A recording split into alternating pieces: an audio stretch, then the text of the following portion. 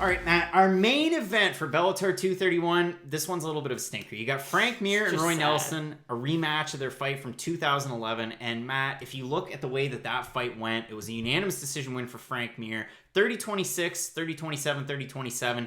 He absolutely owned Roy Nelson in that fight. I mean, as far as the grappling stats are concerned, it was a classic Frank Mir matchup. He had 6 of 8 takedowns. He outstruck him by quite a bit. You're going to have a lot of strikes on the ground. 6 different passes there as well. It was all Frank Mir.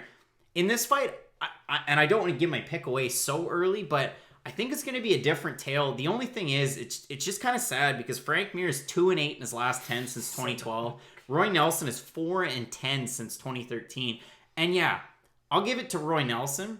He faced tougher competition in that stretch and had some more wins. Frank Mir had that awful loss in 2016 to Mark Hunt, the walkaway knockout. He came back, comes into Bellator, and then he fights a tough out in Fedor Emelianenko and gets absolutely knocked out in the first round. Then he fights Javi Ayala. And Javi Ayala, Matt, we've been pretty high on him. I mean, he put on a clinic, and he punched the roof of Frank Mir's mouth more or less out. That's so violent. Frank Mir thought it was his teeth, but really it was above his teeth. Like, it was tough to watch, and I'm honestly surprised that Frank Mir's back in this. And it's not our job to say fighters should retire or whatnot, but this is just a really tough one. This is bordering on Gabriel Gonzaga and Bigfoot Silva and bare knuckle.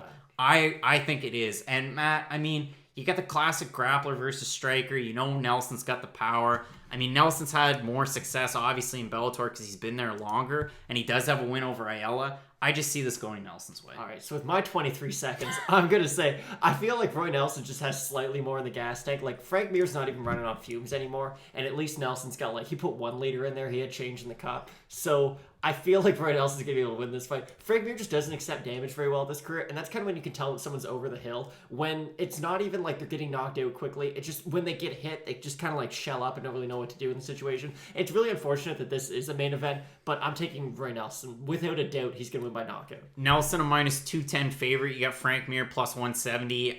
Listen, again, retirement conversation. It's going to surround this one. I'm sure you're going to hear media members asking either fighter and Scott Coker those types of questions, but it's a tough one for a main event here. But I will say, you're not going to want to miss our 2-minute predictions for Bellator 232 here on YouTube with Fight Night Picks. You got McDonald and Lima, the rematch, Matt. Let's get into it.